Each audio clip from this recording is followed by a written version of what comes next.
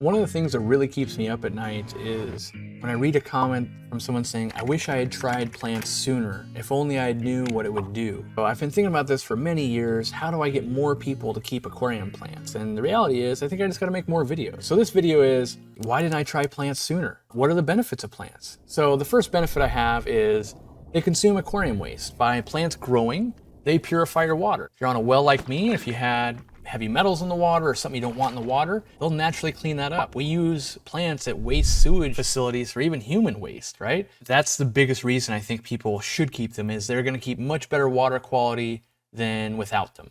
Now, a lot of people are afraid to keep live plants because you see these award-winning aquascapes, and you see these crazy stuff, and that stuff is crazy hard. The difference between maybe buying a house plant and keeping it in your house where you're like, yeah, I put some water on it and it grew, versus like, look at that person's professional garden, or they have landscapers, or any of that. Those are two different extremes. And what I'm talking about here is just keeping some plants alive that will be fun for you to keep and keep your aquarium healthier. So that's another aspect, is you get a second hobby out of the hobby you have right now. Right now you might be a fish keeper and you love it.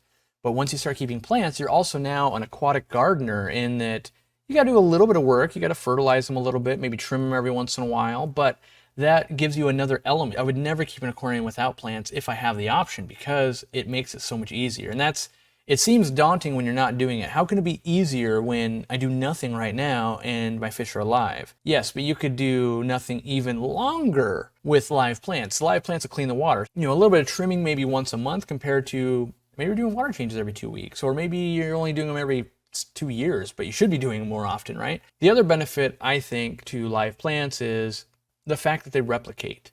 So you buy, imagine that one house plant you go and buy at your local hardware store, you bring it home, and after 6 months or a year, it's huge, and you're giving a cutting to another family member. You started another one, and you've got a bunch of them around the house now. You're giving them away. You can do that with your aquariums too. So especially if you've got a bunch of aquariums, you could buy one aquarium plant, and over time fill up every single aquarium you have. They would all clean the water for you. It is highly likely that if you were able to grow plants, usually you go, well, oh, look, that's another plant. You might not be the crazy person that has a whole greenhouse, but you might be that person like, yeah, every Mother's Day or Father's Day, I get another plant and I keep it for as long as I can. And you can do that with an aquarium too. You could maybe buy a new plant every 6 months, or just, maybe you trade with someone locally, or maybe you have a local aquarium club. Just getting some and trying it. Not every plant is going to thrive in your environment. Just like when you buy a plant from a hardware store or something like that, not every single one of them is going to thrive for you. The enjoyment you get out of the ones that do grow is worth it. With plants being generally under $10, once you get one growing, you can populate others, you can trade with people. I highly recommend trading. If you've got something growing and they got something growing, just trade, just so you both have it.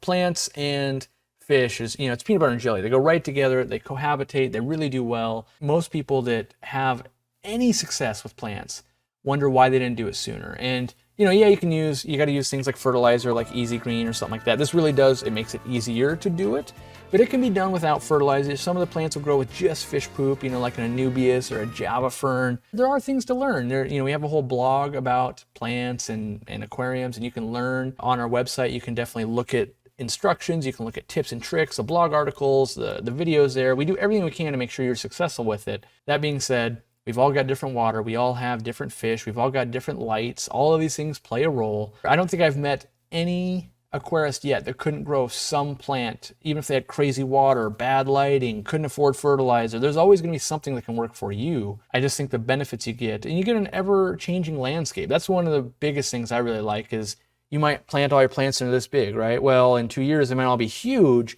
and now you have this jungle that the fish really love. And when the plants are this big, the fish never spawn, but now you have this jungle, you're making new baby fish too. That's something that people don't think about. It's like, wow, now I'm making baby fish. Maybe you're trading that into your local store, or maybe you're trading it to a friend with some plants. Plants should be the easiest thing for you to get. Yes, can you buy them from us? And would I love that? I definitely would. I can't think of any real reason other than you keep fish that eat plants, or turtles or something like that, to why you wouldn't want to keep live plants. Some people get lost in the struggle of like, well, my plant doesn't look perfect. I don't understand where that comes from, because we see it all the time in people's yards, like, oh wow, that flower is beautiful.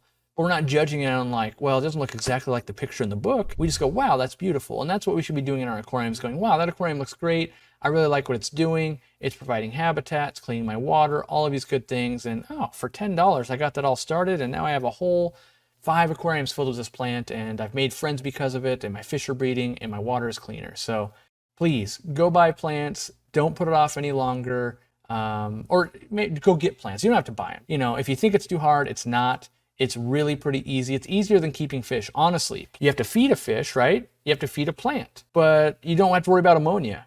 Plants love ammonia, so you don't have to cycle aquariums or anything. Like, that's one of the biggest benefits, is the fact that they clean the water. So they're actually easier than fish. So if you're already a fish keeper, know that keeping plants is easier than keeping fish, right? They don't get diseases, really. You know, it's not like they're gonna get ick or anything like that. So, you know, really, it's super easy.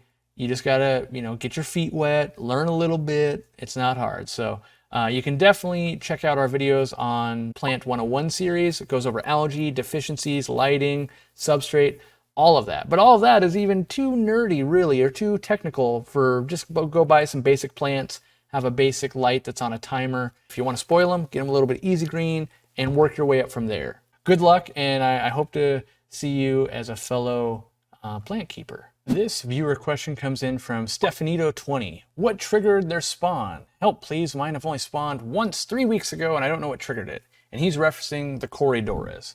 So if you're trying to spawn Corydoras, the way I've always had good experiences with spawning them is to feed them a stupid amount of food. Now, what that means is I usually get a big old chunk of Repashy community blend, and I throw that thing in there and I let them gorge on it for like 24 hours. Literally the food, there's so much there that they'll eat on it all day long and all night long, and there'll still be some the next day. That might mean I have to do a big water change and things like that, which also helps them spawn. So big water changes basically signals that there's gonna be a lot of food coming. You fed them a lot of food, so that triggers two things. The water change, food's coming. Fed them a lot, food is here. Next logical step is breed. If there's lots of plentiful food, let's have babies. The babies will be able to eat, right?